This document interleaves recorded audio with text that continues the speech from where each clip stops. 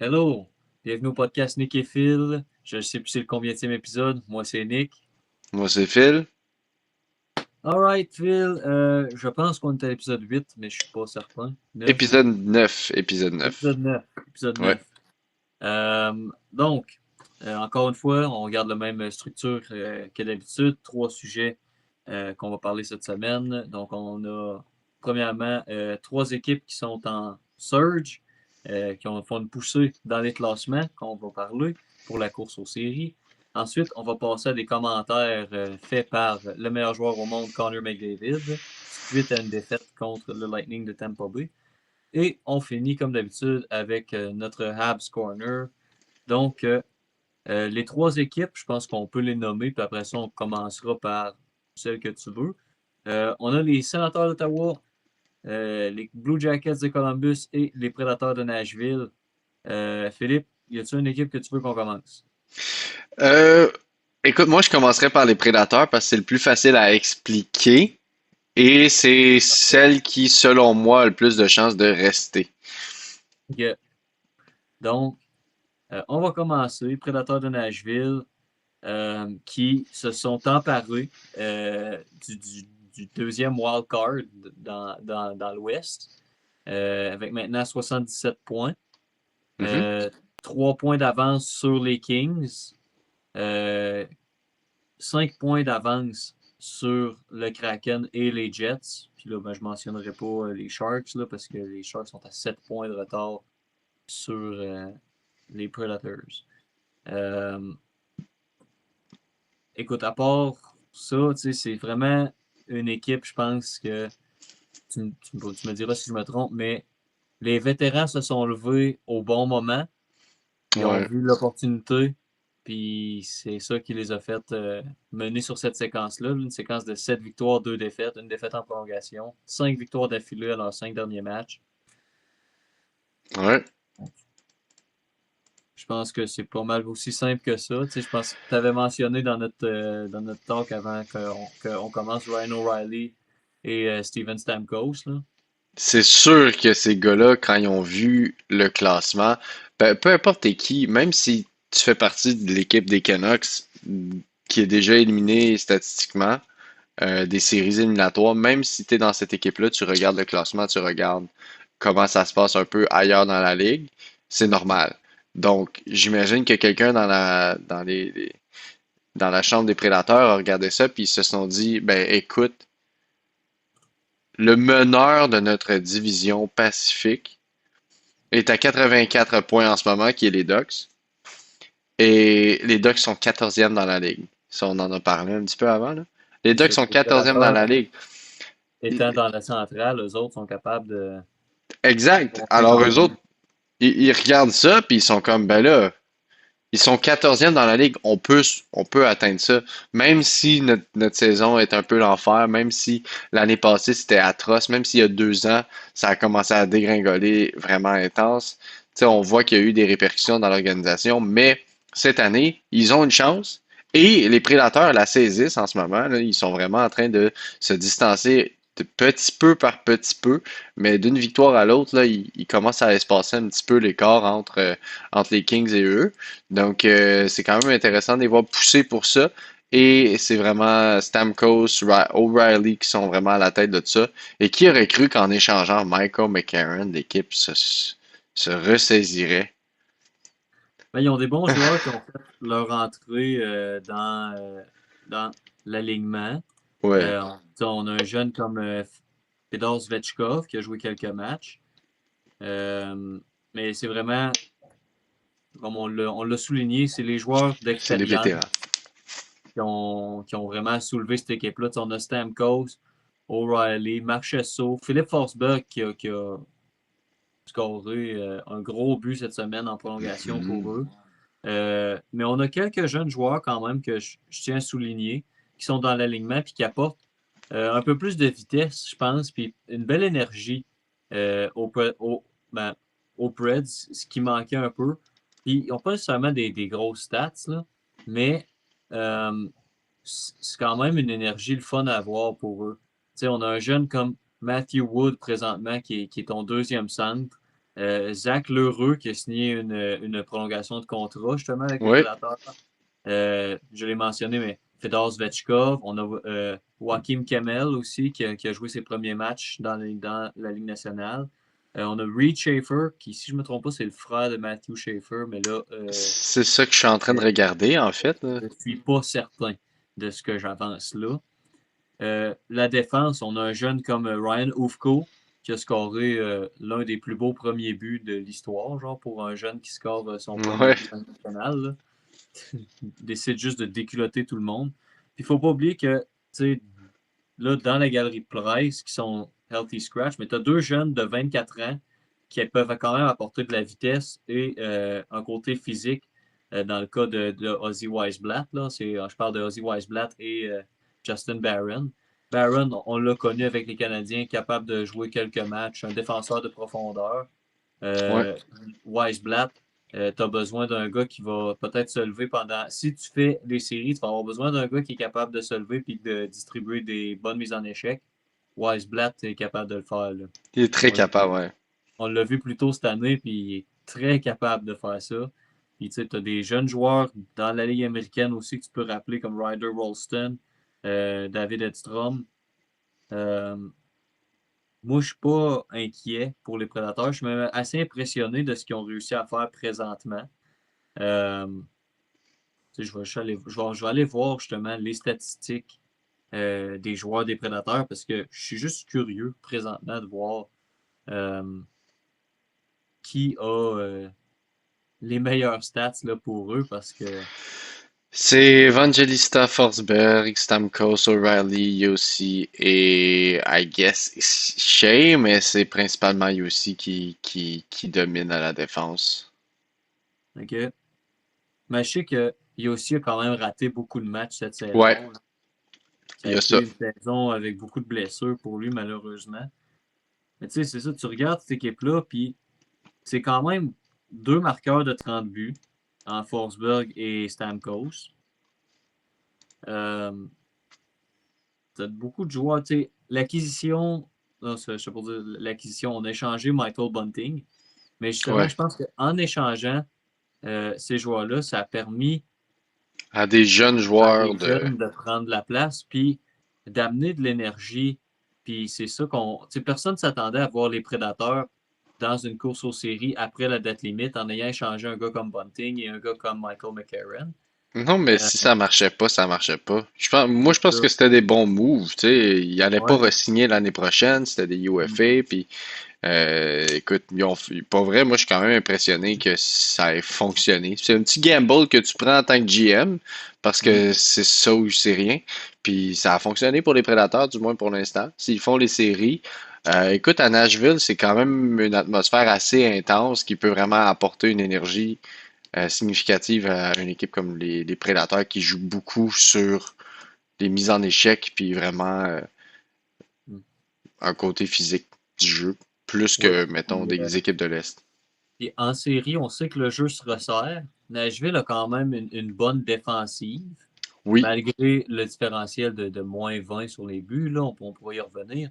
Mais Euh, leur gardien est pas à être sous-estimé. Là. On le sait que Saros est capable de. il peut voler des games. Il peut voler des games, puis on le sait qu'il est en mesure de le faire. Ouais, Puis avec, tu sais, on l'a déjà dit, mais quand une équipe rentre dans les séries avec une série de victoires comme ça, avec, mettons, ça fait, tu sais, eux, quand les séries vont commencer, s'ils en font partie, puis je pense qu'ils vont en faire partie, mais ça va faire à peu près un mois qu'ils jouent du hockey de série, eux, parce qu'ils ouais, jouent c'est pour ça. leur vie. Là. Ouais, Et une équipe avec du mojo comme ça, qui rentre en série, ça peut venir brouiller les cartes beaucoup. Et là, je dis ouais. pas qu'ils vont battre l'Avalanche, là. On Non, non, non, s'entend. mais Mais pourraient gagner ça, une ou deux matchs puis donner beaucoup plus de sueur froide qu'on pense à une équipe comme le Colorado, là. c'est le genre d'équipe qui peut être sous-estimée et faire des dommages quand même. Tu Ouais. sais. parce qu'on s'y attend vraiment pas. Puis justement, si tu baisses ta garde contre n'importe quelle équipe de la Ligue nationale, n'importe quelle équipe de la Ligue, y compris genre les Canucks, là, si tu baisses ta garde puis tu sous-estimes, c'est souvent Ouais, ça qui fait que tu te fais tu te fais avoir finalement. ouais. Donc, on a fait le tour pour ce qui est des prédateurs. Maintenant, tu veux qu'on parle des Jackets ou des Sénateurs? J'irai avec les sénateurs. Pour moi, je laisse le meilleur pour la fin. Parfait. Donc, on y va pour les Sénateurs d'Ottawa. Euh, Gros comeback des Sénateurs. On les voyait pas nécessairement en série. V'là de ça, on va dire même v'là une semaine. Ils étaient pas Ouais, nécessairement dans le portrait. On savait qu'ils étaient comme présents, mais pas ouais. plus que ça. Mais c'est ça l'Atlantique en ce moment, là. C'est C'est ça. deux Puis, victoires puis tu montes de 8 spots là. C'est ils ont réussi à se ramener dans la conversation, profiter euh, de matchs où ils ont été capables d'avoir le dessus, notamment contre les Bruins et contre les Red Wings. ouais. Ça, c'était des très grosses victoires. Les Sénateurs qui sont à 4 victoires d'affilée, 8 victoires, 2 défaites à leurs 10 Mhm. dernières rencontres. Euh, L'année passée, ils ont fait les séries, ils se sont fait battre en 6 contre Toronto. Là, Toronto ne seront pas des séries pour s'occuper des Sens. Ce qui a été vraiment impressionnant, je pense, pour moi, c'est euh, après le retour des Jeux olympiques, Brady Tkachuk a raté quelques matchs, ce qui a fait que les Sens ont un peu chuté au classement. Mais depuis qu'il est de retour dans l'alignement, et ça me peine de le dire parce que je ne suis pas un grand fan de Brady Tkachuk, mais il change le portrait de cette équipe-là. C'est impressionnant. Il donne une énergie, il apporte une confiance au reste de l'équipe, puis ça paraît. Les Sénateurs jouent avec un mojo présentement. Linus Ulmark est revenu en confiance avec versus le très mauvais début de saison qu'il avait eu.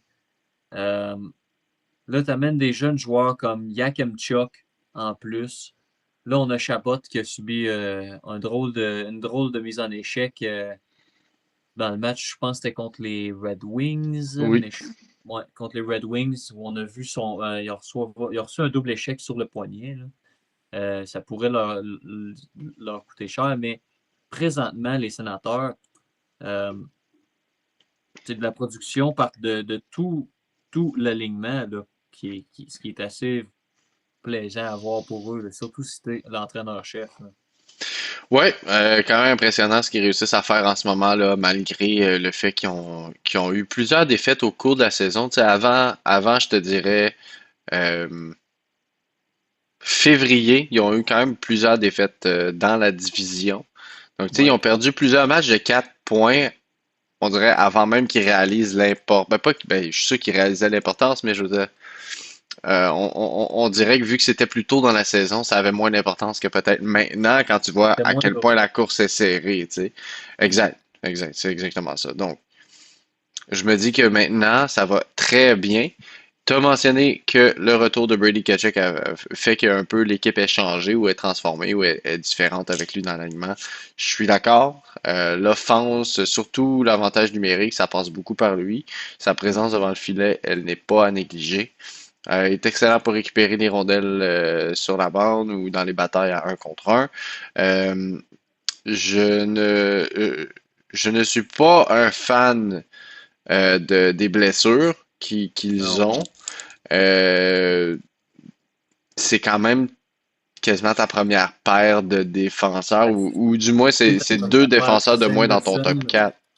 Sanderson et Chabot, c'est des grosses blessures. On ne peut pas Ouais, l'enlever. Puis tu as aussi Nick Jensen qui est sur la liste des blessés à long terme, là. ouais, c'est ça. Euh, Donc, tu sais, t'as quand même perdu quelques gros morceaux en défense. En ce moment, si tu regardes les sénateurs jouer, t'as pas nécessairement l'impression qu'ils ont perdu des gros morceaux en défense parce que non. ils sont vraiment focus, ils sont dialed in. Mhm. Je ne vois pas un jeu d'équipe exceptionnel, mais je vois des jeux individuels exceptionnels dans le fond. Je sais pas si ça a de l'allure ce que je dis, Oui. mais Ben, c'est on pas l'a nécessairement de la cohésion sur la glace d'une unité de 5, c'est plus beaucoup de petits jeux individuels qui sont très intelligents, qui mènent à des bonnes décisions, puis ça se ramasse souvent dans le filet adverse, ou du moins ça leur donne dans la un match. victoire. Tu sais, on l'a vu, Tim Stutzla, si tu lui laisses le temps et de l'espace, on l'a vu plus tôt cette saison contre les Canadiens, là, Oui, quand il scorait un but entre ses jambes contre Montembeault, puis les gens qui l'ont pas vu ont dit ouais, mais là c'était Montembeault. Non, non. Il n'y a pas un goaler qui aurait arrêté ça, là. non. Ouais, c'était du gros stutu. Ouais. Là, je suis en train de regarder leur alignement, puis là, c'est sûr qu'il leur manque. Ben, en fait, à la défense, il manque des joueurs. À l'attaque, il manque personne. Euh, le groupe de joueurs à l'attaque, ça va être ça. Et je dois mentionner que j'adore leur quatrième ligne. Ouais, Je sais pas si tu l'as devant toi, mais Warren Fogle, c'est juste des euh, vétérans. bon défensivement, capable d'être très physique. Fabian Zetterlund, capable de marquer des buts, très bon défensivement aussi. On l'a vu quand il jouait avec les Sharks, maintenant on le voit avec les Sénateurs. Peut-être pas la saison offensive qu'on voulait pour lui, mais quand même capable de très bien jouer. Puis on a un excellent joueur de centre vétéran pour les mises en jeu en zone défensive et le piqué en Lars Eller. Honnêtement, j'adore ce que je vois du bottom six même des sénateurs. Tu as des gars comme Cousins qui, oui, il est vraiment salaud, quelquefois, on peut dire ça comme ça, puis c'est une peste à jouer contre. Mais justement, c'est ça que tu veux sur tes lignes de profondeur. Puis je pense que ça vient les aider. Puis il y a une certaine attitude que Chuck, que Cousins amène qui influence le reste de l'équipe. Tu sais, on voit des gars comme Giroud qui sont capables d'être un peu plus fendants aussi, comme il était dans le temps avec les Flyers. Ridley Gregg, qui a pas peur de personne, puis qui a pas peur d'être. Je pense, je pense que je me trompe pas en disant que Ridley Gregg, ça va être un genre de Nick Cousins, mais un peu plus talentueux, là. C'est pas Ça va mal être, ça. ça va être une vraie peste à jouer contre pour les prochains. Là, il signe encore 4 ans avec les sénateurs. Euh, Puis en série, c'est ce que tu veux. Tu veux des joueurs, passez-moi l'expression, chiants à affronter. Euh, Puis c'est ça, très, très content de voir ce que je vois pour les sénateurs. Là, tu sais, des belles productions offensives aussi. C'est tout cela qui est point par match à 73 points. Va probablement avoir 80 points, 85 points cette saison. Euh, Puis avec la manière qu'ils jouent présentement, je les vois pas chuter en dehors de la course aux séries, là. Non, non, c'est ça. Honnêtement, moi aussi, tu sais, je les avais sur mon petit bingo des séries, là, les sénateurs. C'est Mm. sûr que c'est un peu plus difficile avec, comme on a parlé, Chabot et Sanderson qui sont pas là. Mais de la Ouais. façon qu'ils jouent, ils ont des très bonnes chances de les faire. Et comme tu as Mais faut pas qu'ils mentionné, lâchent la cadence. non, c'est ça. Alors, tu sais, ça se peut que le premier adversaire qu'ils vont avoir en série, s'ils les font, ça se peut que ce soit peut-être un peu plus difficile qu'ils l'auraient pensé parce que justement, bon, ils ont plusieurs blessures et que ça fait quand même un mois qu'ils doivent pousser la cadence puis vraiment jouer du hockey de série. Donc, il y a peut-être de la fatigue qui va marquer ici et là. Ouais. Mais moi, ce que je vois des sénateurs, c'est peut-être un premier round contre les Sabres. Ça pourrait être le fun, ça, comme série, par exemple. Tu Dylan sais, Cousins contre Josh Norris. je sais pas. J'ai comme un petit feeling que faut pas écarter cette possibilité-là de nos têtes. Je sais pas comment ça pourrait être possible là, selon les standings. Il faudrait que je vérifie, mais je pense pas que c'est si Ben, je compliqué. pense que présentement, ce serait ça, là. Parce que, non, non, Ouais. présentement, les Non? sénateurs affronteraient Non. Ouais. les Hurricanes. Ouais, ouais, ouais. Mais, euh, tu sais, ils sont à un point des Bruins, puis les Sabres sont à un point des Hurricanes. C'est ça. Fait que ça Donc, tu pourrait sais, très bien arriver. Puis faut pas enlever l'autre possibilité que le Lightning pourrait dépasser les Sabres et les Hurricanes, là. Ils ont quand même un match en main Ouais, sur ces deux équipes-là. Bon, ils ont 3 points de retard sur la Caroline, mais seulement 2 points sur les Sabres. Euh, on a hâte de voir comment les séries vont se former. Mais vraiment une belle progression de la part des Sens. Je ouais, pense qu'on peut attribuer ça à, comme tu l'as dit, plusieurs bonnes performances individuelles qui mènent à une bonne performance d'équipe. c'est ça. Fait qu'on va passer à ton équipe. On peut dire chouchou? Depuis un certain temps, oui, oui, je dirais Ouais. que les Jackets sont un petit peu sur mon radar. Ouais. Les Blue Jackets de Columbus qui, là, il faut se rappeler la date exacte. Je crois que c'est aux alentours de Noël, si je me trompe pas. C'est début janvier, c'est mi-janvier, début janvier, mi-janvier, genre entre le 10 puis le 15 janvier, il me semble, de quoi de même. Je vais Je regarder ça. fais juste vérifier, mais il me semble que c'était de quoi de même. C'était genre OK. après le début de l'année, de la nouvelle année.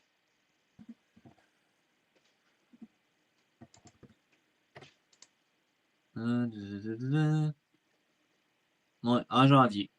C'est ça. Donc, euh, on va commencer par ça. Les Blue Jackets euh, qui ont surgi, on va dire un peu de nulle part, parce qu'au moment où ils ont changé d'entraîneur-chef, euh, si je ne me trompe pas, et là, corrige-moi si je me trompe, mais il était dernier dans la ligue. Ça, pour vrai, je n'ai pas de souvenir s'ils étaient derniers. Dernier à 100%, je pense pas. Dernier dans la division, oui. Dans l'Est. Dans l'Est. Dernier dans l'Est, oui, je pense que oui. Mais dans la Ligue, je pense Ouais, pas. dans la Ligue, on ne parle pas Il des y avait les Canucks. Flames, là. Les Les Flames étaient Flames plus puis bas, les là. Canucks, ouais. Ouais. Euh, ouais, en date du 13 janvier. Donc, je vais juste aller voir le classement en date du 13 janvier. Euh, Standing. C'était le 13 janvier qui a été là. Fait que, en date du 13 janvier. Les Blue Jackets étaient avant-dernier dans l'Est avec 47 points. Et au niveau de la Ligue, ils étaient 26e. Ok, non, il était quand même dans les bas-fonds, mais il était pas complètement dernier. Et il était Fait que une ça allait fiche pas de, bien, là. il est, les Blue Jackets, en date de l'embauche de Rick Bowness, avaient une fiche de 20, 19 et 7. Ouais, de quand C'était même. horrible. Horrible. C'était très mid. Ouais, exact. Puis, on a amené Rick Bowness, et depuis, je pense qu'ils ont genre 3 défaites. Je vais te dire ça. Euh, donc, on va remettre la date d'aujourd'hui. On est le 25 de mars. Ils ont genre moins de 5 défaites. Je vais regarder ça. Leur fiche d'aujourd'hui. Déjà, ils sont passés de 26e dans la ligue à 8e. Et leur fiche est maintenant de 38, 22 et 11. Donc, si on fait le calcul exact, ils ont eu 18 victoires, 3 défaites et 4 défaites en prolongation. Aïe, aïe. Donc, une fiche de 18, 3 et 4 depuis que Rick Bowness a été embauché. Et là, dans le monde du hockey, nous, on connaît ça un peu. Il y a ce qu'on appelle le New Coach Bump. Donc, les gars se mettent à mieux performer sous les ordres d'un nouvel entraîneur. Euh, et des fois, ça dure pas longtemps. On l'a vu avec Toronto qui ont changé leur assistant coach aux alentours des fêtes, qui ont gagné à peu près une dizaine de games ici et là. Puis après ça, ils ont recommencé à être mauvais, comme ils ont été mauvais pas mal toute l'année. Ouais. Et dans d'autres cas, comme celui des Blue Jackets, euh, ça change une saison complète. Ouais. On l'a vu par le passé, les Pingouins, en 2009, avaient changé C'était Michel Terrien qui était coach. Ils ont changé dans les mêmes coins, je pense aux alentours de début février, fin janvier, pour Dan Bylsma. Et les Pingouins sont partis je pense qu'ils ne faisaient pas une série, peut-être 20e dans la ligue. Puis ils ont gagné la Coupe Stanley. C'est Euh, ça. une équipe qui a du mojo comme ça, qui commence à produire, qui produit très très bien. Une séquence historique d'ailleurs pour Kirill Marchenko, là, euh, qui est le premier joueur de l'histoire des Blue Jackets à marquer 20 buts à ses 4 premières saisons. Euh, on a Fantilli qui s'est mis à très bien produire récemment, enfin pour mon pool. Euh, euh, mais tu sais, je regarde comment leur alignement se fait présentement. J'ai les statistiques aussi devant moi. C'est vraiment une équipe qui produit de partout présentement, là. Un bon système de jeu implanté par leur entraîneur-chef. Puis, je pense que tu peux en témoigner, là, sont menés par Zach Werenski, là. 100%. Tu sais, il y a, il y a presque 20 points d'écart entre lui et Marchenko, là. C'est 18 points d'écart entre Zach Werenski et Kirill Marchenko. Mais Euh, ce gars-là passe quasiment 30 minutes de sa glace par game. ouais. Puis, Average genre, time on sérieusement, ice, c'est 0,8. rare. C'est rare qu'il fasse pas de points. Il va faire sûrement un petit assist ici et là, puis il va jouer 30 minutes de game, bloquer 3 shots, plus 2. Tu sais, c'est un monstre, ce gars-là. Et je crois que cette année, c'est son année pour le Pour le Norris. Norris. Moi, je pense que oui. Tu sais, c'est difficile à dire parce que Makar, ça reste Makar, puis Makar fait des choses que Makar Only peut faire. Hmm. Quinn Peut-être Hughes aussi une excellente saison. Quinn Hughes, Makar, Werenski, c'est sûr que Hudson, d'ici quelques années, il va probablement être dans ce top-là aussi. Pour l'instant, il est un petit peu en dehors, tu sais, il regarde un peu encore, là, mais il est très jeune, là, à 22, je Tu pense. tu regardes présentement les statistiques de défenseurs, OK? Puis, je les ai ici devant moi, là. Werenski est quoi, deuxième dans la ligue? Deuxième dans la ligue, 5 points derrière Evan Bouchard, qui est what the fuck. Je ne l'avais pas vu venir. Euh, mais on va regarder les plus-moins, là. Euh, pour les défenseurs. Tu sais, on a Evan Bouchard sur what the f... Ok, c'est peut-être Bouchard qui va gagner le Norris, honnêtement. Non, Euh, je pense pas. Je pense pas que Très Bouchard surpris à gagne le cause Norris. des highlights défensifs vraiment mauvais qu'on voit des fois, là. Mais Non, 82 points pour Evan Bouchard, plus 19. Werenski, 77 points, plus 12. Cale Makar, 71 points, plus 31. Ça vient jouer pour beaucoup le plus-moins, il ne faut jamais l'oublier. ouais. Quinn Hughes, 70 points. Bon, il est à moins 4. Il ne faut pas oublier qu'il était avec Vancouver pour le début de l'année. Et cinquième, on a Lane Hudson à 69 points, plus 28. Là. Niveau plus, dans la catégorie des plus-moins, Lane Hudson est, là, il faut que je descende un peu parce qu'il y a des gars no-name. Mais pour les points, il est à plus 28. C'est 11e, c'est égalité à 10e dans la ligue pour les défenseurs. Puis ceux qui sont là avec des plus de fous, il y en a qui ont juste genre 25-30 points. Là. Ouais. Ben Parce écoute, que ils jouent avec des équipes genre, comme J.J. Moser joue beaucoup de temps sur la patinoire pour le Lightning, mais c'est pas lui qui va faire les points là, pour le Lightning. Ça va être un gars comme Hedman, Kucherov, Cirelli, Point. Mais bon, on va revenir aux Jackets. Là. C'est de eux qu'on est là pour parler. On parlera de ouais. Hudson et des Canadiens plus tard. Euh, je regarde leur alignement, je regarde comment ils jouent. Ils sont le fun à voir jouer. Un Yeah. bon mix de vétérans et de jeunes joueurs. Ça me fait un peu penser aux Ducks, avec un gardien peut-être un peu moins établi, là, dans le cas de Jet Greaves. Mais tu regardes ça, le premier trio, c'est Fantilli qui est sur le premier trio présentement, 21 ans, connaît une très bonne deuxième moitié de saison, parce qu'en début d'année, c'était pas mal moins fructueux. avec un gars comme Marchenko et tu as Mason Marchment aussi là, sur le premier trio, qui, depuis qu'il est arrivé à Columbus, wow, il a fité là comme un gars. Mhm. C'est, on pourrait pas dire mieux. Deuxième trio, tu as un gars comme Ken Johnson qui a des mains incroyables. Un très bon playmaker, si je me permets. Là. Et ses statistiques de la saison sont pas fantastiques à Ken Johnson, par exemple. Ça, je vais lui donner. Mais c'est un joueur qui est dangereux.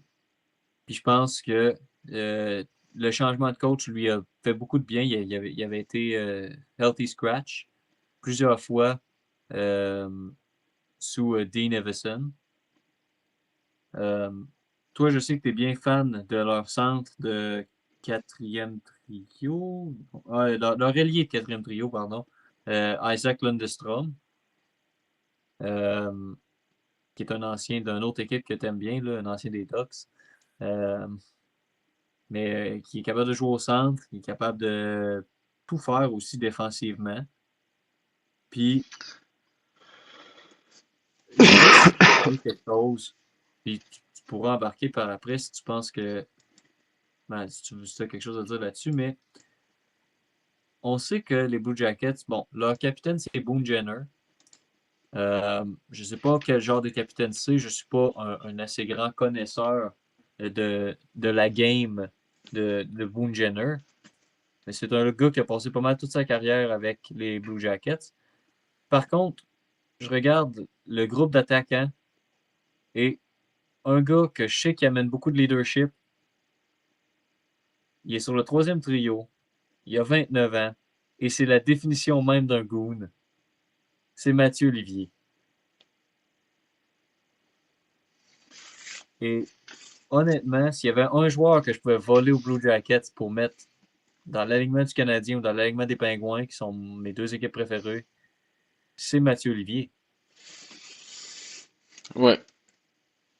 Je sais pas si tu as quelque chose à rajouter sur lui ou si tu veux passer plus à. Je sais que tu avais bien analysé le système de jeu de Rick Bowness. Ben, attends une minute. Il y a quand même plusieurs choses que j'avais notées là, Oui, à vas-y. mentionner. On a Euh, parlé pre- longtemps, fait que c'était Première ton tour. première chose en fait là pour revenir sur le sujet des défenseurs qui avait au pointage là, du tableau là, juste rapidement. Tu mentionnais Evan Bouchard pour le Norris. Je suis totalement en désaccord. Ah, Euh, je pense pas qu'il va le gagner non plus. Là. non, non, non, je sais, mais en fait, tout ce que j'ai à dire, c'est qu'il y a 82 points, OK, en 72 matchs. Wow, parfait. Il est premier dans la ligue, mais 36% de ces points-là sont en avantage numérique. Puis quand tu as Connor McDavid, euh, C'est sûr. ça passe moins bien. Werenski n'a pas de McDavid dans son équipe. Il y a des excellents joueurs, mais il n'a pas de McDavid. Et c'est 77 points en 64 matchs pour Werenski. C'est beaucoup plus qu'un point par match. Il y a 20 buts, ce qui fait qu'il est troisième parmi les défenseurs dans la ligue en ce moment, derrière Chikrin et Schaefer. Parce que Schaefer, Schaefer, c'est un code de triche présentement. Là, voilà, ok. Fait que c'est ça. Tout ce que j'avais à dire, c'est ça. Moi, je pense que c'est Werenski qui gagne le Norris cette année. Je pense qu'il va le gagner par-dessus McCarr. Peu importe ce qu'il y a pour les plus et moins, l'Avalanche sont premiers dans la ligue mm. pour ça. Donc, moi, je pense que c'est Werenski qui le gagne cette année à 100%. On va voir rendu là. Mais bon. Fait que ça, c'était pour ce que j'avais à dire par rapport à ça. Au niveau du système de jeu, t'as mentionné Boone Jenner, c'est le capitaine des Blue Jackets. Depuis plusieurs années, il est là. Depuis Mm. quand même quelques temps aussi, son jeu a quand même diminué un peu, puis on l'a vu vraiment plus transitionner vers un rôle un peu plus défensif ou un peu plus de bottom six. Parce que plus tôt dans sa carrière, il jouait sur le top 6, puis ça allait quand même relativement bien, mais plusieurs blessures, plusieurs années plus tard, il se retrouve comme rôle de soutien. Et il a vraiment embrace, je trouve, comme on dit en anglais, excuse, il a vraiment pris à cœur son rôle, je trouve, de bottom six. Ça va? Ouais, oui, ça l'a gelé un peu. Je sais pas si ça avait gelé de ton côté aussi, mais Oui, c'est pour ça que c'est je voulais rendu. juste être sûr. Ok, c'est vrai. Fait que, tu sais, il a vraiment pris à cœur son rôle de bottom six. Et je pense que avec Rick Bowness qui arrive puis qui amène un système vraiment de plus qui est plus difficile à jouer parce que justement tu dois focuser sur des choses que d'habitude des joueurs talentueux de hockey ils vont pas nécessairement être les plus grands fans de faire, c'est-à-dire mais là dans le fond du territoire, patine, plaque le gars, récupère la puck, fait une passe derrière. Souvent, ce genre de système-là, c'est difficile à jouer sur 60 minutes et c'est quelque chose que les joueurs talentueux qui sont capables de peut-être faire des jeux plus créatifs ne vont pas nécessairement adorer de faire sur 60 minutes en tout cas. Mhm. Alors, le fait que Jenner soit le capitaine, qui a déjà pris à cœur ce genre de jeu, ce genre de façon de jouer, moi je pense que ça se transmet beaucoup mieux dans une chambre de hockey quand t'as un gars qui est comme, écoute, je l'ai vu avec le temps, j'ai pas eu le choix de m'adapter, c'est la meilleure façon de le faire, c'est comme ça qu'on va réussir. Puis le fait que ça fonctionne pour vrai, ça fait juste continuer de donner du carburant à l'équipe. De comme c'est comme ça qu'on doit faire les choses maintenant sous Rick Bowness. Sa Ouais. façon de jouer au hockey nous donne des victoires à notre groupe. C'est peut-être pas la meilleure façon de jouer pour une grosse majorité des équipes dans la ligue. Là. Pour vrai, leur système de jeu est pas pour tout le monde, mais ça fonctionne extrêmement bien pour ce groupe-là. Puis, effectivement, Mathieu Olivier, 100% le genre de joueur que tu veux dans ton équipe. Il fitterait dans n'importe quel alignement. Mm. N'importe quelle équipe paierait cher pour un gars comme ça. En plus, avec son contrat qui est de 3 millions pour encore 6 ans qui vient de signer. Il va être Ouais. une menace encore dans la ligue pour plusieurs années. Puis il joue sur le troisième trio. Alors ça lui permet lui aussi d'utiliser ses forces, c'est-à-dire ses forces physiques, puis ses forces de mise en échec, combat, pour mettre son jeu de l'avant, pour permettre à son équipe d'avoir un peu plus d'espace sur la patinoire. Fait que, ouais, moi, je trouve que les Blue Jackets font vraiment de l'excellent travail. Rick Bowness a amené cette équipe-là à un autre niveau. Ça a Ouais. changé beaucoup de choses à la défensive, où est-ce qu'on les voit un petit peu plus passifs derrière, puis vraiment faire des jeux sur la rampe ou des jeux en profondeur pour l'attaquant qui va rester derrière le filet puis rôder un petit peu, soit pour faire une passe sur les ailes ou pour contourner, défier le gardien, des choses comme ça.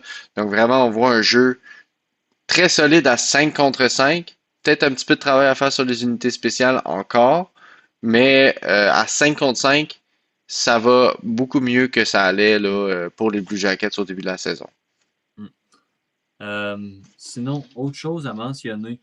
Là, je sais pas, moi je suivais un peu les Blue Jackets. Je pense que j'ai suivi moins que toi cette année, mais euh, au début de la saison, avant qu'ils changent de coach et qu'il y ait cette séquence incroyable, euh, je voyais beaucoup de rumeurs d'échanges que là, il était comme autour de Zach Werenski. Il disait là, comment de temps il va encore accepter de rester dans un marché comme ça, que ça marche pas, que l'équipe va pas bien, puis que ça fait pas les séries, puis nanana, puis tout ça. J'ai deux choses à dire là-dessus. Premièrement, quelle décision de renvoyer le coach et les Blue Jackets qui vont se qualifier pour les séries, fort probablement, là, sont maintenant, comme tu m'as envoyé plus tôt, aujourd'hui, sont à 87% de chances de se qualifier pour les séries selon moneypuck.com.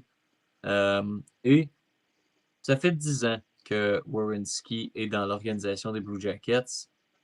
Il est premier pour les passes. Il est deuxième pour les points. Et selon moi, c'est le futur capitaine de cette équipe-là s'il décide de re-signer après son présent contrat. Euh, présentement, Zach Werenski, il est âgé de 28 ans. 28 ans, ouais. Il est dans son prime, comme on dit. Son contrat va finir, il va avoir 30 ans.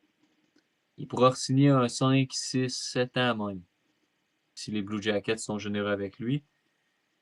Puis, il pourrait devenir une légende pour les Blue Jackets parce que présentement, une équipe comme les Blue Jackets, on va se dire, c'est une jeune équipe, c'est une équipe qui n'a pas eu énormément de succès.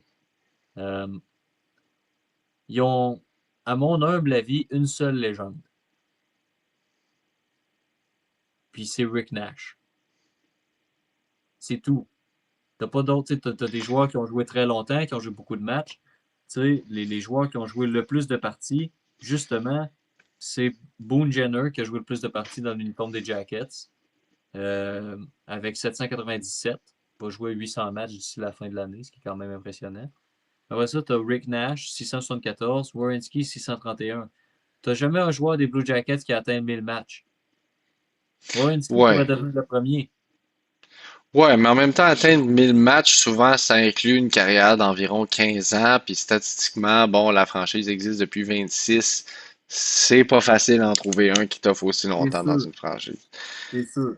On va lui donner. Leurs premières années de repêchage, à part Rick Nash, il n'y avait pas grand-chose qui repêchait Non. de bon. Non, mais, Mais, mais, mais je comprends ton point. je pense qu'un gars comme Werenski, puis surtout si Columbus continue à bien performer cette année et l'année prochaine et l'année où son contrat devrait être renouvelé, euh, je le vois rester à Columbus, puis je le vois justement mettre un peu plus cette équipe-là sur la map, si on me passe l'expression. Puis peut-être enfin ramener une certaine gloire aux Blue Jackets parce que ça fait longtemps qu'ils sont dans la ligue, puis ça fait longtemps que la plupart des partisans qui ne sont pas fans des Blue Jackets nécessairement, puis qui ne sont pas des haters des Blue Jackets non plus. Mais je vais dire comme un de mes bons chums de gars qui, lui, oublie que les Devils du New Jersey existent. Parce que lui, c'est comme pour lui, on dirait que les Devils, lui, s'en fout. C'est pas qu'ils sont. C'est pas qu'ils les aiment pas. C'est pas qu'ils les aiment. C'est juste. Hey, ah oui, c'est vrai, il y a une équipe au New Jersey. Mais je pense que pour beaucoup de partisans de la Ligue nationale, ah oui, les Blue Jackets, ils existent. Ouais. Puis un gars comme Werenski, présentement, avec ce qu'il fait, présentement, avec la saison qu'il connaît, avec la séquence que les Blue Jackets ont, euh, c'est lui qui vient comme nous rappeler que cette équipe-là, elle existe et ils sont dans les séries, ils sont présents, puis ils pourraient avoir un bon impact quand même sur les séries cette année. Ah oui, Présentement, exactement. si les séries commençaient aujourd'hui, ils seraient d'une première ronde contre les Pingouins. Puis ça me fait du mal à l'admettre, mais j'ai peur en tabarouette.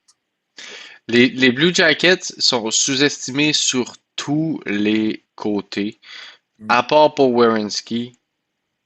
Qui savent que Tu tout le monde demandes sait que à. c'est le meilleur, là. Mais ouais, mais à part Werenski, là, tu demandes à quelqu'un dans la rue, genre, de nommer un joueur, ou ben en fait, Puis pas même pas dans encore la là, rue. encore Genre, là, ouais. tu demandes tu peux demander à mon père, qui est quand même fan de hockey, il ne suit pas tout, tout comme moi, comme toi puis moi, mais tu peux demander à mon père de nommer un joueur des Blue Jackets, je suis même pas sûr qu'il peut t'en nommer un. Mais même s'il nomme Werenski, après ça, il y a personne qui va t'en nommer un deuxième. Comme, C'est ça. c'est vraiment une équipe selon moi, là, en ce moment, ils sont en train de réaliser à quel point ils peuvent utiliser l'énergie d'être sous-estimés. Puis c'est très dangereux quand c'est utilisé correctement. Puis je Ouais. pense que justement, ben, Brick Bonus, il aide cette équipe-là à un peu plus canaliser ce genre d'énergie-là, puis à l'utiliser sur la patinoire et non juste montrer les émotions puis un peu être crazy, là, et puis pas trop savoir comment faire les choses. La quatrième ligne m'impressionne énormément. Mm. Très responsable. Cole Sillinger, Adam Fantilli et ben, Ken Johnson puis Kirill Marchenko, c'est le futur de cette équipe. Donc ces quatre Ouais. joueurs-là, là, puis évidemment, il y a quand même Voronkov là, qui est là. Selon moi, il mérite un petit peu plus euh, de confiance, mais il ne fit pas dans le système de bonus, malheureusement. Ben, Donc, il il va y a de la fitter, misère c'est un peu. sûr qu'il s'adapte un peu. Ouais, il y a Puis de la faut pas, misère. faut pas oublier aussi, tu sais, là, tu as parlé que ces gars-là, ça va être le futur, puis on va closer là-dessus. Mais il y a des gars comme Jordan Dumais dans la Ligue américaine, James Malatesta Hmm, aussi, Stanislav Svozil en défense. ouais. Euh, et tu as des joueurs comme Caden Lindstrom, qui est dans la NCAA présentement. Kirill Dolgenkov aussi. L'an dernier, ils ont repêché un choix assez audacieux en première ronde quand même. Il faut le nommer par contre, même s'il a signé un contrat encore, je pense, de 4 ans en KHL. Là.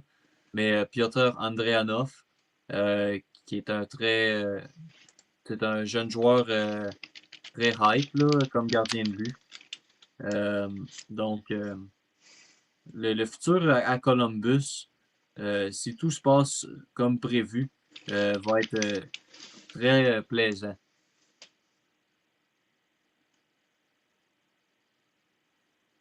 Es-tu en train de regarder quelque chose en particulier? Ouais, non, non, non, non, never mind, never mind. Never Bon. mind. Donc, on peut passer à notre prochain sujet, je pense, à moins que tu aies quelque chose à rajouter. J'ai hâte de voir ce que les Blue Jackets vont faire en série. Puis, ouais, je pense qu'après cette année, les gens vont peut-être moins oublier ce qu'ils peuvent faire en série. Mm. Surtout sous les ordres d'un gars comme Rick Bowness. Puis, si t'es fan des Blue Jackets, tout ce qui te reste à faire, c'est t'espères que Werenski est pas blessé, man. C'est tout. Mm.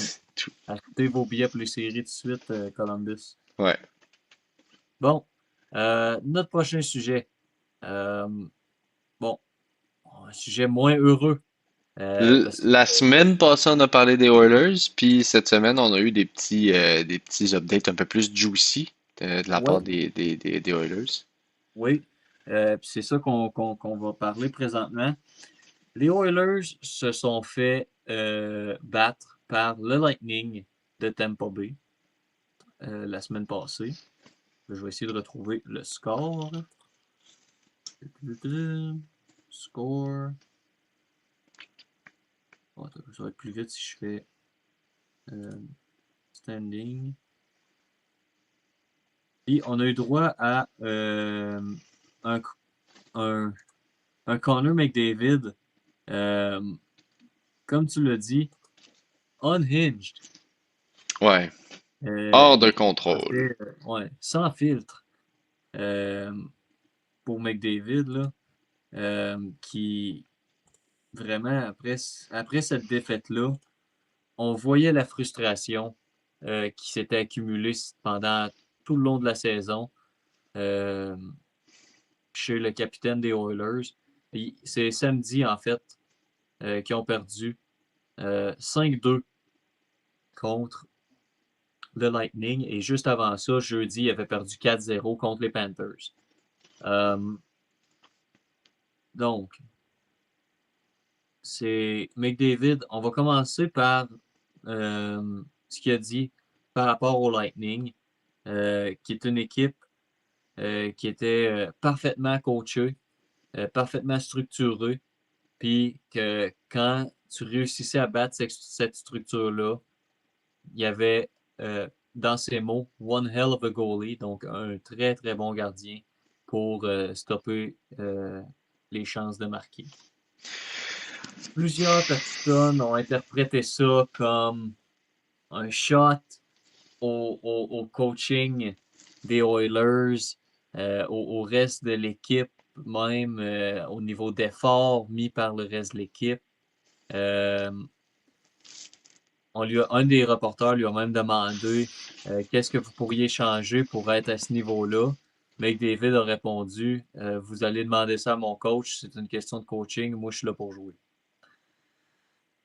C'était Voilà. c'était épicé en français comme commentaire. Euh, T'en as pensé quoi, toi, présent, de cette côte-là en particulier? Ensuite, on va passer aux prochaines.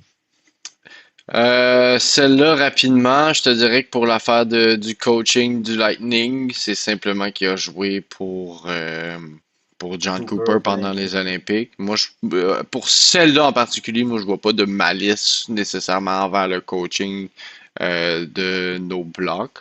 Mais la deuxième. La deuxième, c'est elle qui est un peu plus controversée. Moi, je me pose pas de questions sur le coaching, je suis juste là pour jouer. Ça sonne un peu comme si un joueur aurait perdu confiance en son coach. Je dis pas que c'est ça qui est arrivé, mais je dis que il y a une possibilité que c'est ça qui est en train d'arriver en ce moment dans la chambre et qu'on voit un petit peu le résultat de game en game. De comme ça va moins bien, les joueurs ont l'air moins motivés, fait que ça va encore moins bien. La game d'après arrive, il n'y a rien qui fonctionne.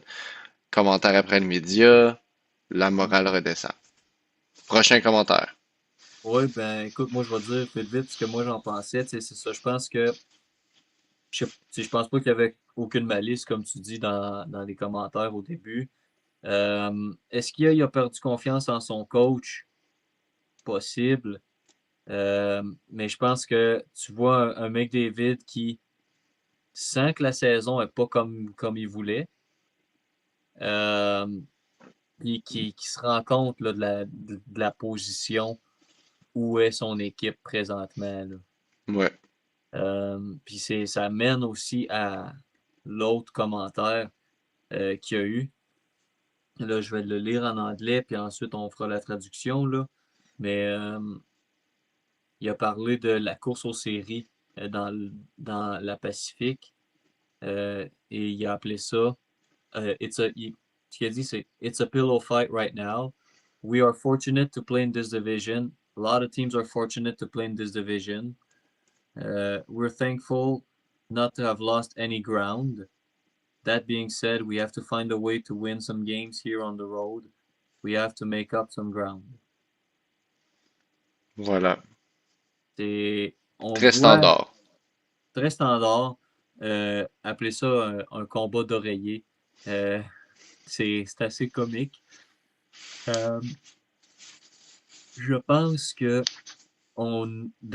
malgré, c'est dommage qu'on puisse pas montrer l'interview, mais on connaît McDavid, là, c'est pas le joueur le plus expressif, là, mais on voit beaucoup de frustration qu'il y a eu cette saison. Son début de saison qui a été un peu plus lent aussi, là, on va le C'est mentionner, vrai. comparé à son habitude, là. Même s'il est encore dans les trois meilleurs joueurs de la ligue, là, il était Kucherov et McKinnon comme à chaque année depuis genre 4-5 ans. Mais il y a un début de saison un peu plus lent. Les Oilers ont eu des gros problèmes de gardiens qui ne se sont pas améliorés avec l'échange de Stuart Skinner. Euh, Aux Olympiques, bon, c'était pas le résultat qu'ils voulaient non plus, même s'il a été ben, très bien coaché de lui-même, ce qu'il a dit. Là, il a connu John Cooper, il a joué avec les Olympiques, on l'a mentionné. Reste que c'est une défaite pour la médaille d'or à la fin. Euh, Puis là, il s'enligne pour faire les séries. Dans une saison où tu regardes le classement général, puis pour un joueur du calibre de McDavid, euh, tu as un certain orgueil, là, veux pas. Tu vois toutes les autres équipes autour, tu te dis, ouais, c'est quasiment triste qu'on fasse les séries avec une fiche comme ça. Puis c'est sûr qu'ils ne partent pas avec une attitude comme ça, je ne suis pas en train de dire ça, mais je pense qu'ils réalisent que l'équipe qu'ils ont présentement n'est pas au calibre des deux équipes qu'il y avait l'an dernier et l'autre d'avant, où ils se sont rendus en finale, où ils se sont rendus au match 7 de la finale puis au match 6 de la finale de la Coupe Stanley. Et c'est dur de ne pas être en accord. J'ai rien à rajouter. C'est exactement ça. T'as tout dit. That's it, là. Genre, il y a rien d'autre à dire que ça. Ouais, Voilà. c'est Il est pogné là, puis il est frustré. Ça revient ouais, à ça. c'est de la frustration. C'est bon, ils ont eu une belle victoire hier contre l'Utah, Ouais. mais tu sais, on va regarder. J'ai le calendrier des Oilers, là. OK? Prochain match, demain soir, contre les Golden Knights. Mais Fort probablement un preview des séries. oui, oui, oui. C'est probablement ça. Honnêtement, les Oilers vont participer aux séries Oui, éliminatoires. oui, oui, oui. C'est même pas une Même pas de question. question. Je pense que leur schedule rendu là, c'est juste une façon de voir à quel point McDavid va être en contention pour le premier rang au niveau des points de la Ligue. Quand tu regardes ça, il y a des bonnes chances d'être en contention. Ils ont quand même un horaire assez favorable après les deux dernières games, là. Ouais. Mais il reste 10 games à peu près entre 10 et 13 games, mettons, pour la majorité de la Ligue Mm. pour finir la saison. Moi, je pense qu'on est dans le dernier blitz. Ça va être super intéressant de voir ça va être quoi les match-ups dans l'Est. Mais au niveau des Oilers, je pense que c'est déjà déterminé. On va voir un McDavid enragé en série. On va voir un McDavid qui va probablement soit se blesser et finir sa carrière parce qu'il est too much dans son premier crime de match, ou on va voir un McDavid qui met 3 assists dans le premier match, qui fait un échappé ridicule. Mm. Moi, je pense qu'on va voir la meilleure version de McDavid dans ces playoffs-là. Mais Ok, la tu meilleure penses que version dans le sens où comme il va être McDavid fâché, ça enragé, va là. être. Ok. Il va être enragé. Pas parce que genre pas parce qu'il est fâché nécessairement ou qu'il veut faire ça, mais parce qu'il réalise que s'il atteint pas ce niveau-là, son équipe a aucune chance. Oui, puis. Draisaitl va jouer blessé. Faut Ouais, pas on oublier le ça. sait. On le sait qu'il va jouer blessé. Par contre, on le mentionne, Draisaitl, on se rappelle, là, 3 ans, Ouais, euh, on l'a, ils ont, ouais. ils ont perdu en demi-finale, puis il reste qu'il éliminait la Ligue pour les buts. Ouais, on en avait parlé la semaine passée. Il s'était brisé la cheville puis il avait continué de jouer. Hmm. Tu sais, à la fin, ça a été au dernier match où ils ont donné la Coupe Stanley aux Golden Knights à ce moment-là, que Marchessault a égalisé Draisaitl pour les buts. C'est vrai. Draisaitl avait joué, genre, je pense, 10 matchs de moins, là. C'était bizarre cette saison-là. Donc, mais ça, tu regardes, les Oilers présentement, tu regardes le classement, puis on va en parler vite, vite. Je pense que c'est déjà déterminé. Ils vont jouer contre les Golden Knights. Ils ont 5 points de retard sur les Ducks. Les Ducks ont un match en main. Je pense que les Ducks sont sécures en première place de la Pacifique présentement. Donc, demain, euh, et c'est à 7h30. Ça n'a quasiment pas d'allure. Ah, ça doit être Pacific Time. Mais les Oilers jouent demain soir contre les Golden Knights. Et ça peut être un excellent preview de la première ronde parce qu'ils vont fort probablement s'affronter. Et ça va être assez plaisant de voir ça. Il reste 2 matchs contre les Golden Knights d'ici la fin de la saison. Puis, c'est des matchs que je vais porter attention. J'ai hâte de voir ces équipes-là en série. Je pense que sur papier, Vegas a un excellent line-up pour les séries, mais toute la saison a été bizarre pour eux. Puis les Oilers, ben, on vient d'en parler. C'est une saison frustrante pour eux, mais je pense que je vais être d'accord avec toi. En fait, on va voir un McDavid qui va réaliser qu'il n'a pas le choix de mettre les bouchées doubles, les bouchées triples, puis quadruples pour que son équipe avance le plus loin possible en série. Parce que eux, on va le nommer, puis pour plusieurs équipes, tu sais, je pense que pour 4 équipes dans l'Ouest, c'est la finale de la Coupe ou rien. Je pense que tout en bas de ça va être euh, décevant. Tu sais, je pense aux Stars, aux Wild, à l'Avalanche et aux Oilers. Je pense que ces 4 équipes-là, si c'est pas la finale de la Coupe, c'est décevant. Pretty much. Puis dans l'Est, je pense qu'il y a une équipe qui peut se dire ça. C'est la Ouais. Caroline. Buffalo pourrait perdre Ben, en première ronde. Ce serait décevant pour eux le de perdre Lightning tout. aussi. Ouais. OK, Buffalo, Hurricanes et Tampa. Mais tu sais, Buffalo on va dire, joue avec House Money. Tu sais, oui, ça fait 14 ans que tu as fait les séries, mais juste des faire, il, il est là ton accomplishment. Ce serait décevant qu'une saison comme ils ont là, ils perdent en première ronde, mais on ne sait jamais. Tampa sont sur les derniers 1000 de leur prime, là.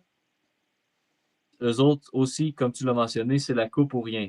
Montréal, première ronde, deuxième ronde. On serait déçu de perdre en première ronde, mais je pense que ça va dépendre du résultat. Si on perd en 7 ou on perd en 5, il y a une différence, là. Euh, Caroline, comme on l'a dit, c'est Cup Final ou rien. Columbus, même situation que les Sabres un peu et les Canadiens, c'est house money. Tu es content de faire les séries, plus tu te rends loin, tant mieux. Si tu perds, ben, ça sera ça. Pingouin, tu veux donner une chance à Crosby, mais encore là, tu te compares aux 2 dernières saisons, tu n'as pas fait les séries, bon, ben, tu es juste content de les faire. S'ils les font, parce que c'est pas confirmé encore. Euh, Boston et Ottawa, même chose. Tu sais, t'espères les faire. Si tu les fais, tant mieux, cool. Euh, on passe dans l'Ouest, comme j'ai dit, bon, Avalanche, Stars, Wild et Oilers, c'est la coupe pour rien. Vegas, je pense qu'ils espèrent se rendre loin. Je pense pas qu'ils se voient gagner la coupe présentement, là, surtout avec leur fiche cette saison. Je crois que le roster pourrait penser qu'ils sont capables de le faire. Est-ce qu'ils vont le faire? Je pense pas. Anaheim, Utah, Nashville, t'es content d'être là, là. T'es heureux d'être content, là. Fait que, je pense que, comme on l'a dit, ça va être une course jusqu'à la fin. Puis, ça ressemble à ça. On va passer au Habs Corner. Euh, les Canadiens, grosse victoire hier. Gros match hier. Je pense qu'on a vu, tu l'as mentionné tantôt, mais un Jakub Dobeš à son meilleur. Oui, Je sais pas. oui, écoute, on a vu Jacob Dobeš qui était vraiment concentré, qui était vraiment dans la partie. Écoute, c'est lui qui a fait en sorte que le Canadien est resté dans le match assez pour permettre à Caulfield, à Slav de faire les buts qui ont gagné la partie. Très, très, très, très, très, très grosse victoire hier. Ça montre un petit peu qu'il pourrait être contre les Canes en première ronde et très bien s'en sortir. Ouais. Fait que ça va être à voir. Pour cette semaine, on va avoir plusieurs matchs, dont contre les Blue Jackets de Columbus qu'on a parlé aujourd'hui. Ouais, j'ai hâte de voir ce que ça va donner. Ouais. Quoi? On voit 4 matchs qu'on va devoir prédire cette semaine, là. Ouais, écoute, pour la semaine passée, prédiction, les miennes, ben, j'ai dit complètement n'importe quoi. J'ai dit complètement n'importe quoi. Ouais, moi aussi, honnêtement, je m'attendais pas. Puis on va en partir. On en a parlé un vite vite. Euh, Puis là, on a 2 choses à watcher pour la fin de la saison. Théoriquement 3, mais whatever. On a la course aux séries pour les Canadiens, évidemment. On a tout du côté de nos prédictions pour les matchs et tout et tout.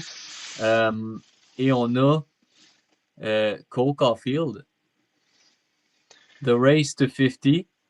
Il va l'avoir. Est-ce possible ou Il va non? l'avoir. Oui, il va Je pense qu'on va l'avoir. l'avoir. Ah oui, il reste 12 games. 12 games. Il a besoin de 6 buts. Il va l'avoir. 6 ou 7, parce que hier, il a comme scoré 2 buts, mais il y en a un qui a été accordé à Ah, Slav. c'est vrai. Ben, 7. 7. 7. 7 buts. Mais tu sais, de la manière qu'il joue présentement et dans les 2 derniers matchs, c'est phénoménal, là. Il va l'avoir. Les gars, ils vont le forcer à l'avoir. Ils vont le Ouais, faire shooter 6, 7, 8 fois, 15 fois par game. Ils vont tout le temps lui passer à puck. Ils vont ouais, tout travailler pour le restant de la saison pour avoir 50 buts pour Caulfield. Ça, c'est garanti. Je te le dis. Puis même s'il y a 49, peux-tu te dire le nombre de passes qu'il va avoir eu dans les derniers 10 games? Il va ouais, avoir reçu genre 85 passes. Puis même ouais. s'il y a genre un but sur 75 000 lancés, les gars vont avoir essayé. Ça, c'est Ouais. garanti. Fait que Puis, mon opinion, c'est qu'il va avoir 50 buts. That's it. ok, tu penses qu'il va se rendre? Cool. Deuxième question, et c'est la deuxième watch qu'on va avoir à faire, parce je suis pas mal d'accord avec toi avec qu'il va se rendre à 50. Est-ce qu'il va gagner le trophée Maurice Richard du meilleur buteur de la Ligue? McKinnon est à 3 buts de plus que lui, il est à 46 Moi, je vais y présentement. aller avec un oui. Je pense qu'il va battre Nathan McKinnon pour le nombre de buts. Ouais. OK. Moi, je pense que Présent. McKinnon McKinnon, en ce moment, faudrait que je regarde, là. Mais Je vais te dire ça pour les buts. Goals. 46 buts. Cole Caulfield. Ah non, c'est ça, il est à 44. Fait qu'il lui manque 6 buts. Il a été probablement c'est ça. réaccordé à Caulfield. Euh, mais c'est ça. Ça se joue entre ces deux-là. Je vois pas Kucherov ni McDavid se rattraper. Ni Non. Wyatt Johnston. Wow, Wyatt Johnston a 40 buts aussi. Euh, mais c'est ça. Ça se joue entre Caulfield et Nathan McKinnon. Euh, Puis c'est ça. C'est très impressionnant de la part des deux joueurs. Caulfield, ce serait vraiment hot de voir ça à Montréal. Un marqueur de 50 buts. Euh, Nous, on n'a jamais vu ça de notre vivant. Je pense que le plus Euh, proche qu'on a eu, c'était Pacioretty qui a fait 30, 38, 39. ouais. Mais écoute, moi je regarde ça, puis McKinnon a quand même un petit peu ralenti, si on peut dire ça comme ça, dans les dernières 20 parties, mettons. Fait que moi, je vais dire que Caulfield va l'avoir. Et voilà. All right. Donc, on y va pour les prédictions de cette semaine. On a 4 matchs à prédire. On a premièrement Canadien contre Blue Jackets demain au Centre Bell. Euh, je vais commencer. Demain, je pense que c'est une défaite en prolongation du Canadien. Je pense que les Blue Jackets vont continuer, eux, sur leur lancée spectaculaire. Mais le Canadien va quand même récolter un point. Je vais, je vais prendre ton bord aussi, je vais y aller avec à peu près la même chose. Je suis pas confiant de donner un score exact pour cette partie-là, mais j'irai avec quelque chose plutôt bas. Je pense pas que ça va être un festival offensif contre les Jackets. C'est très difficile de scorer contre eux dans les dernières semaines. Donc j'y vais avec une défaite des Canadiens en prolongation. Samedi, le Canadien s'en va à Nashville pour affronter les Prédateurs. Euh, et personnellement, c'est là que je vois la streak de victoire des Prédateurs s'arrêter. Ouais. Peut-être recommencer tout de suite après, mais je ne les vois pas battre les Canadiens. Et je pense que ça va être une grosse victoire pour les Canadiens. Du fait que je pense que les Prédateurs vont faire garder le filet au second gardien. Vu que c'est un match qui n'est pas dans la même division, pas dans la même conférence, je pense qu'on va voir un Justus Sanunen pour les Voilà. Bruins. Et donc, je vais prédire 4-1 pour le Canadien samedi. Écoute, encore une fois, ça semble très solide. Je vais aussi y aller avec une victoire. Je vais y aller avec un 3-2 par contre. Je me vois un Plus petit peu serré plus un un peu. match un peu plus serré. Ouais, je pense qu'à la fin de la saison, là, plus ça avance, plus les matchs sont difficiles à gagner, selon moi. Donc, on y va pour dimanche soir contre les Hurricanes. On vient de voir les Canadiens les battre d'une assez bonne façon quand même. Ça a été serré un peu les 2 premières périodes. Le Canadien qui a vraiment remporté ça en troisième. Euh, je vais aller pour un score similaire. Je vais dire une victoire de 4-2 pour les Canadiens, encore contre les Hurricanes. Je pense que Ouais, très logique. J'y vais avec un 7-6, encore une fois pour les Canadiens. 7-6, OK. Les games des Et, Hurricanes, j'aime ça mettre des gros scores. ouais. Et dernier match pour notre preview de cette semaine. Mardi soir contre le Lightning à Tampa. Euh, Là, je vois une défaite du Canadien, puis c'est une défaite qui va tester leur caractère un peu, parce que je pense que ça va pas être une défaite proche, là. Ça va être un 4-1 Tampa, là. Je vais dire qu'ils ont des bonnes chances de perdre, I guess, mais je vais pas y aller avec une défaite extravagante comme ça, là. Euh, je vais y aller avec un 5-4 Lightning. Et- Il y a beaucoup de give and go avec ces deux équipes-là. ouais. C'est-à-dire, il y a beaucoup de chances en 2 contre un contre zéro 3 contre 2 d'un bord et de l'autre, toute la game. Donc, je m'attends à beaucoup de buts. ratoureux, des buts où est-ce qu'il y en a un qui attend la ligne bleue, que la passe arrive magiquement d'un défenseur qui récupère la puck en zone défensive. Mais ouais, je m'attends à des buts ratoureux, je m'attends à un match très physique, très méchant. Je m'attends à du rififi, à du brouhaha, à des conneries, à du cross-checking dans le dos en arrière du net. Je m'attends à beaucoup de cochonneries dans cette partie-là. Ouais, je suis d'accord. D'après moi aussi, ça va parler. Donc, Voilà, c'est tout pour cette semaine. On je a pense fait qu'on a fait le tour. nos previews, on a fait le tour. On va se revoir mercredi prochain. On va être le 1er avril, donc le poisson d'avril. Yes, Donc sir. peut-être qu'on va faire une joke au début de l'épisode, on verra. Euh, mais ça ressemble à ça. Donc, bon épisode pour cette semaine. Puis on se dit à la semaine prochaine. À la semaine prochaine. Ciao! Ciao, ciao.